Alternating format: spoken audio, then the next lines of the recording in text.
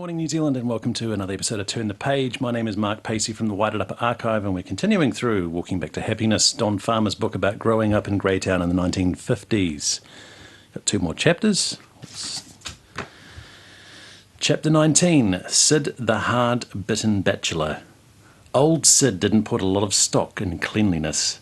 Too much washing only weakened you. Better off putting the time into working, he would say. He could work the butt off men half his age, could Sid. Strong as a bull he was, a gruff old bugger, with a unique laugh, well more of an oversized sniffle, really that involved drawing in a huge breath and slowly letting it escape through clenched teeth. As the sun crept lazily over the brow of the eastern hills to bathe his small fruit farm in sunlight, Sid would shake off the remnants of sleep, pick himself up off the horsehair mattress, pull on his saddle tweed pants and put on an old suit coat over the flannel shirt he had slept in. Then he would push his unstockinged feet straight into a pair of work boots discarded the night before at the end of his bed. Having splashed cold water on his face, he would put the billy on and set about cutting 2 or 3 slices of cold mutton from the leg dangling from a length of number 8 wire hanging down in the centre of the room like a hangman's noose. It didn't matter, it was breakfast. Sid would eat cold mutton with a hunk of bread at any time of the day, or night for that matter. His tiny cottage at the end of Horton Avenue was only 2 doors away from Olive Farmer's, whose neatly kept little home was in stark contrast to Sid's.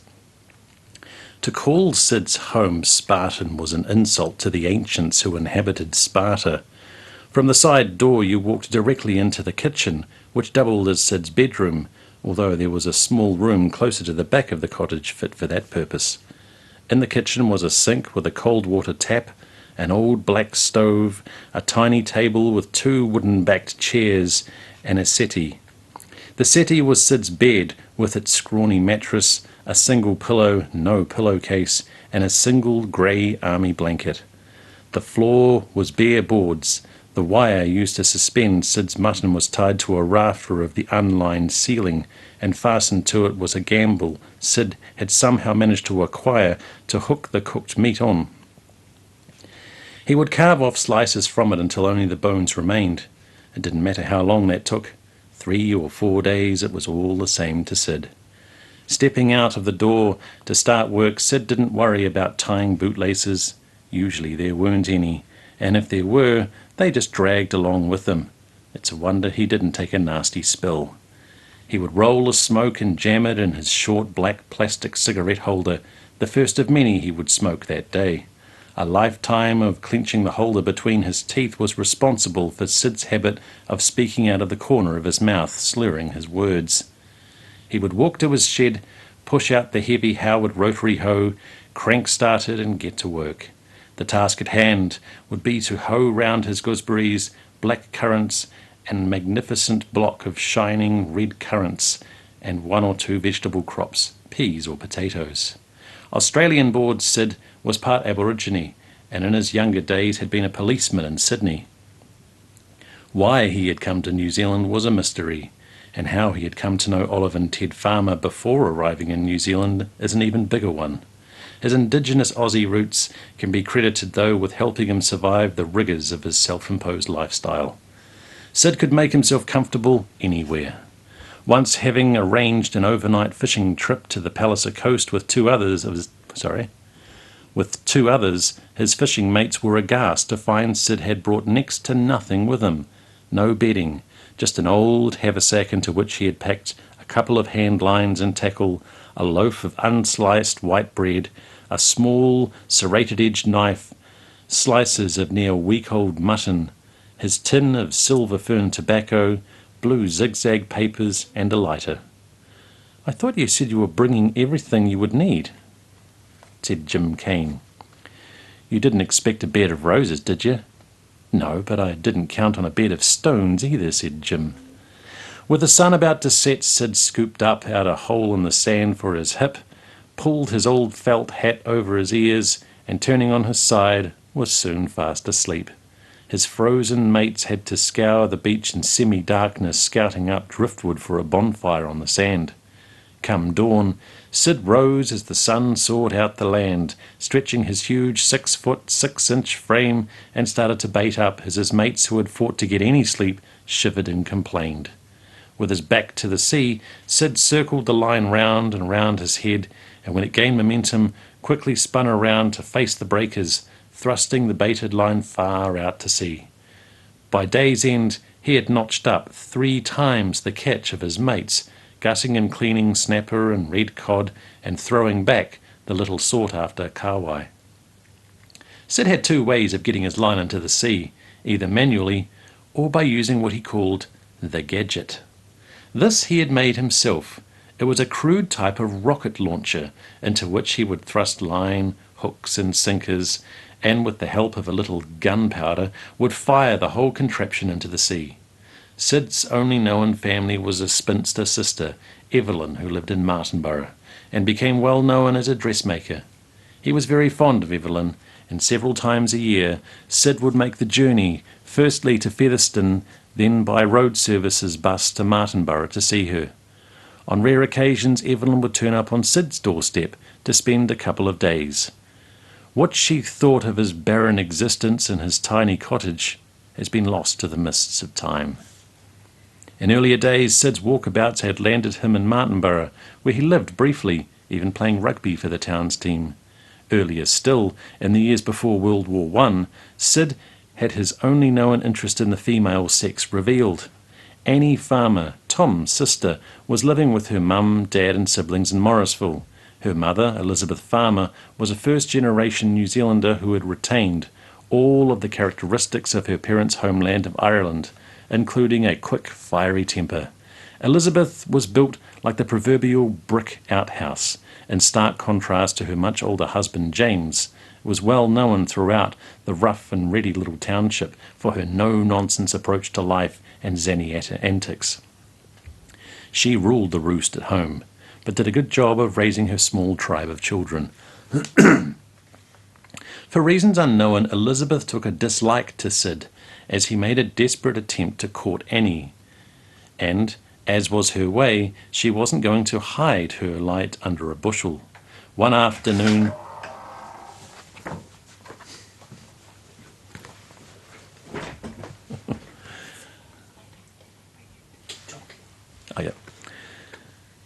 Earlier still, in the years before World War I, Sid had his only known interest in the female sex revealed.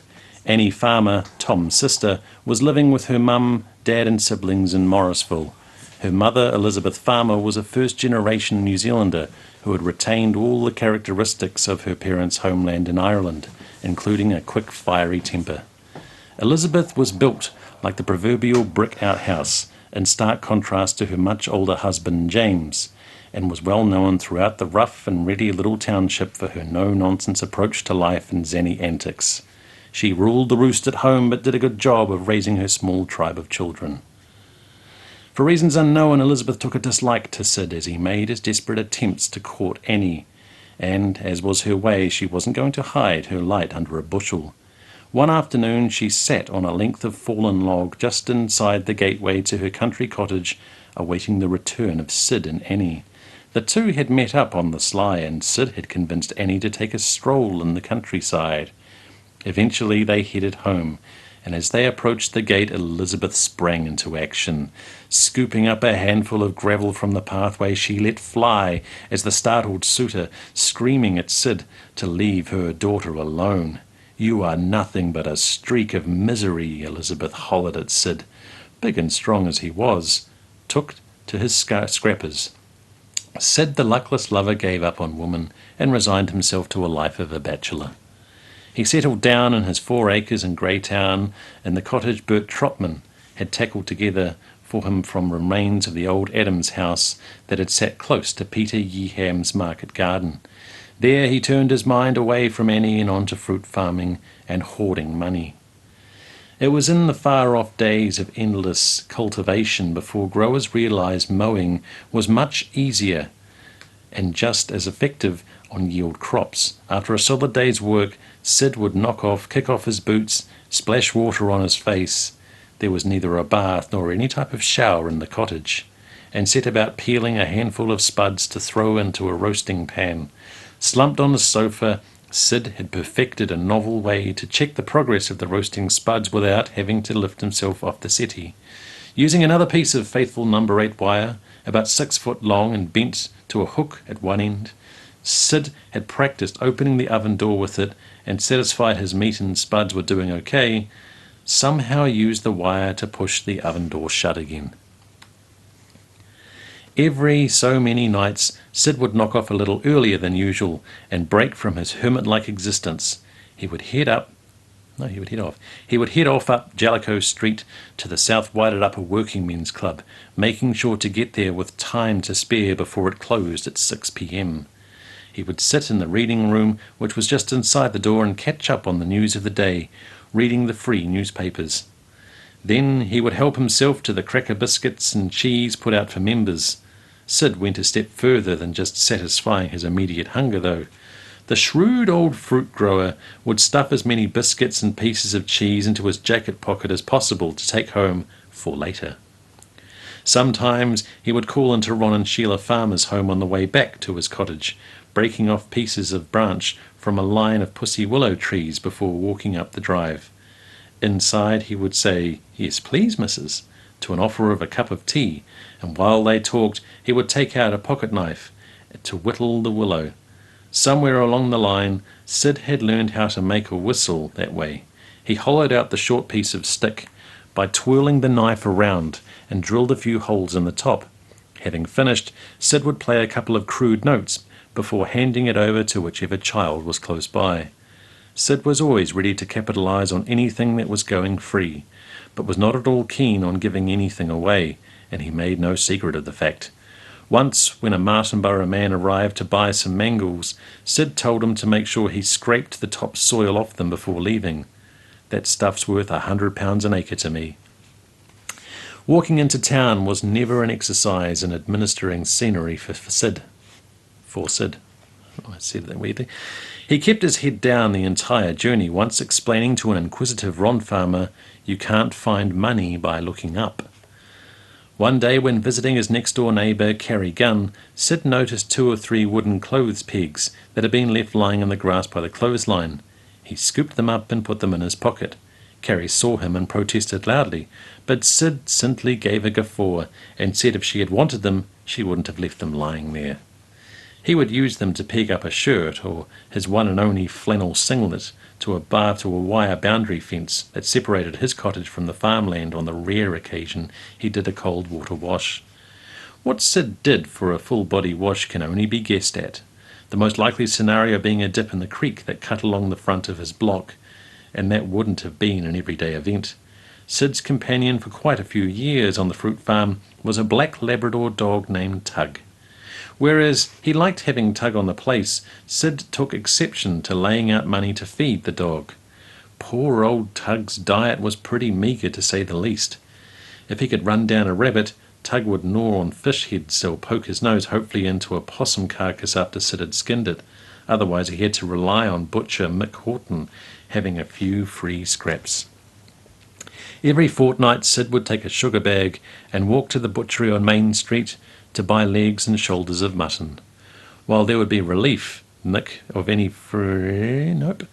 While there, he would relieve Mick of any free bones and bits and pieces trimmed from joints of meat and top up bag, taking them home. But that sounds bad, weird too. While there, he would relieve Mick of any free bones and bits and pieces trimmed from joints of meat and top up the bag, taking them home for Tug. For the next 2 weeks, whenever he remembered, Sid would take a couple of the near bleached white bones from the bag and toss them to the dog, with the gratuitous invitation, "Here, get that into you." When things were quiet on the property over winter, Sid turned his hand to becoming a possum trapper. He was an expert at it, and he could skin and tack a possum hide in the twinkle of an eye. But come summer, when his gooseberries and currants were ripened, Sid became an employer for a few days each season. He called in pickers, and those who worked for the lanky old bachelor all had tales to tell, especially regarding morning's smoko. Sid would boil the billy and holler out to the pickers to come and get it. Those who had any sense, perhaps having worked for Sid in earlier years, brought their own cups, But on one long-remembered occasion, this did not include a teenage girl who had just joined the team. "Don't worry," said Sid. "I'll get you a cup." Returning to his cottage, he soon emerged with the cup, which turned out to be Sid's enamel shaving mug. Gave it a quick rinse in the creek before filling it up with tea and handing it over. Needless to say, the girl faked 1 or 2 sips before surreptitiously tipping the rest into the grass. Old Sid worked his plot day in, day out, until he was in his late 70s, but he knew when it was time to call it a day. When that day came, Sid sold up and shifted to Martinborough, where he spent a year or so living with Evelyn in Oxford Street. Even after his death at 80, Sid managed to create a little drama. The old hoarder had stashed away a small fortune in money, which was willed to Evelyn, and even with her death was destined to go to charity. But he also left behind somewhat more alarming legacy. Not wanting to waste anything, Sid had stored several sticks of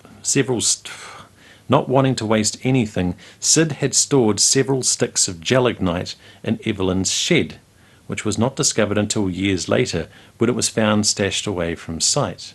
Experts had to be called in to dispose of the weeping, dangerous find. From heaven on high, old Sid would have enjoyed that spectacle. He would have clenched his cigarette holder really tightly and chuckled out of the side of his mouth. Right, that's that one chapter. We've got one more. The other one's a bit shorter. In keeping with our trying to play music about memories and things like that, this is one that's got a double meaning, really. It's about, remembering things, and it's also one that reminds me of Dad. This was one of his favourite songs, so it is an Australian song. So I apologise in advance if you don't like the Aussie twang. This is John Williamson, and this is his cover of Diamantina Drover.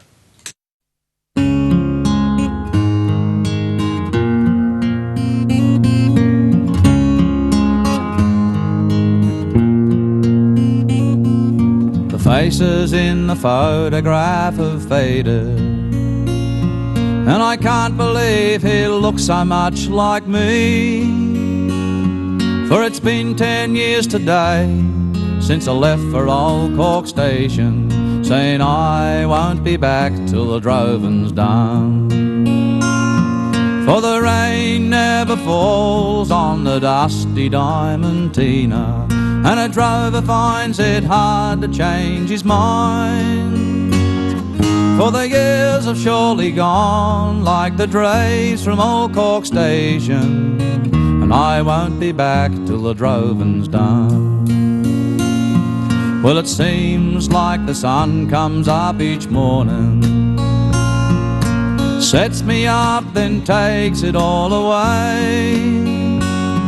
For the dreaming by the light of the campfire at night ends with the burning by the day.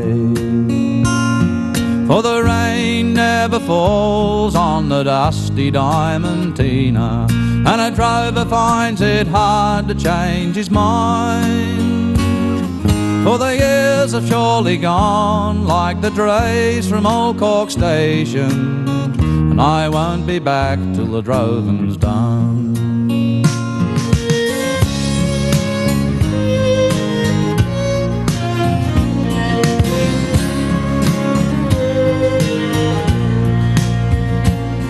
Sometimes I think I'll settle back in Sydney, but it's been so long it's hard to change my mind. For the cattle trail goes on and the fences roll forever, and I won't be back till the droving's done. For the rain never falls on the dusty Diamantina, and a drover finds it hard to change his mind. For the years have surely gone like the drays from old Cork Station, and I won't be back till the droving's done. For the rain never falls on the dusty Diamantina, and a drover finds it hard to change his mind. For the years are surely gone, like the drays from Old Cork Station, and I won't be back till the droving's done. I really like that song. Grew up hearing that constantly. It's from his Mallee Boy album, which came out 1986, I think it was. Right, one more chapter. This is a fairly short one, which is cool. Chapter 20, The One and Only Sister Kurt. When God made Lewis Gwendolyn Curtis, he must have immediately smashed the mould. She grew up to cut a unique figure in Greytown. Big-busted with a gait like a man, Sister Curtis was an imposing woman in anyone's language. A night sister at the Greytown Hospital for a record 30 years, Sister Kurt, as she was always known, didn't mince word or give a hoot about what people thought of her. But she also had a softer side. She was without doubt one of the worst drivers in Greytown, and at that time, when the town had played host to quite a few who were less than skillful behind the wheel. A consistent imbiber with a particular liking for a good sherry, Sister Kurt would chug along Main Street in the Ford Prefect she had named Koofy, destination Pat Spratt's Top Pub, and poke the little car into the first available space she could find at any angle it happened to take. That angle often meant the car's rump stuck out like a sore toe, challenged only by the rump of its owner waddling into the bar. Dressed in blue and white summer white frock with a string of pearls round her neck and clutching her packet of fags, Sister Kurt would settle down in the bar and begin putting away a good few beers interlaced with the occasional whisky, cracking bawdy jokes with whoever was there. Her laughter was often interrupted by the hugely unhealthy smoker's cough and trips to the pub's toilets. By her own admission, Sister Kurt had a casual attitude to wearing underwear. An hour or two later, the Ford Prefect would, under orders, to wend its way back to the nurse's home flat, allowing its owner enough time to pop a bottle of sherry she had brought up into the cupboard and prepare herself for the night shift. A South Islander, Sister Kurt had trained in Timaru to be a nurse. Her sister Barbara was, like her, to become a nurse and also make her way to Greytown Hospital, where, as Sister Temple, she became well known as Sister Kurt for entirely different reasons. The two were hardly alike in nature. Sister Temple was a rather religious woman who sadly was killed when hit by a car while crossing Main Street near Vic Cook's chemist shop. Sister Kurt could be a right dragon to work with, and many a young nurse had a hard time coming to grips with her. She was a stickler for things being done my way, and she would bawl out a nurse without any hesitation. But she didn't bear a grudge and did her job, a job which certainly had its moments. Business was especially brisk during the years when the Remataka Tunnel was being punched through the mountains with workers on the job day and night. Work accidents often meant the operating theatres in the hospital was in use well after dark. Sister Kurt could handle that, but what she didn't like was maternity work. Expectant mums brought into the general ward with complaints would be warned, "Don't try having your baby tonight." Those who had given birth by caesarean were subsequently in the general ward, but would manage a wry smile when Sister Kurt popped in to give their babies a little encouragement to sleep without causing a problem for the night sister. Her thinly veiled threats scared most of the babies into becoming sleeping beauties until morning. Patients trying to creep past Sister in early hours would, on a quiet night, hear her snoring, seemingly a million miles away, only to marvel at her ability to sense someone was out of bed. "Where do you think you are off to?" Sister Kurt would holler. The gruff night sister had health problems of her own and occasionally had to be admitted to hospital. Staff who worked with her remember her as being a goddamn dreadful patient who had nurses on the run all day. She could give injections without batting an eyelid, but she hated having one herself and put on quite a performance when the needle was brandished in front of her. Sister Kurt was not beyond giving men who took her fancy the glad eye. One who especially appealed to her was dapper bachelor Jim Fraser. Jim was a through-going gentleman who could be seen out in town dressed in a suit and a tie, wearing a hat and sporting a well-clipped moustache. Sister Kurt unashamedly offered him the comforts of married life on more than one occasion. Jim always declined with extreme good grace, with the explanation that he wasn't ready to contemplate tying the knot. Sister Kurt would chuckle away, knowing full well her offer would be turned down. She had a passion not only for drink, but also for reading, and farmed the Greytown Library very often, being seen exiting the building with an armful of books, which, on a rainy day, she would curl up in bed and devour. After 30 years as a night sister in the hospital, Sister Kurt retired to her small state house on Main Street. 2 years later, she hit the jackpot, winning first prize in the National Lottery. She had always been willing to risk her hand in the regularly bought tickets from Ted Alexander. Earlier, in Golden Kiwi number 17, she had won a small but worthy prize, which she said she had spent in a day. She had bought a bottle of whiskey, a dozen beer, and some frilly nighties. But with the big win, her options were vastly improved. Typically, Sister Kurt greeted the press and her bank manager at her home in her dressing gown. She had been reading in bed when she got the news of her big win, and, first things first, cracked open a bottle of sherry to toast her good fortune. The telegram boy who brought the confirmation of the glad tidings ended up with a noggin of sherry as well, whether he liked it or not. No one said no to Sister Kurt, no one said no to Sister Kurt when she was on a roll. A few months before the big win, Sister Kurt had got a talking to the boy who mowed her lawns, Tony Wilson.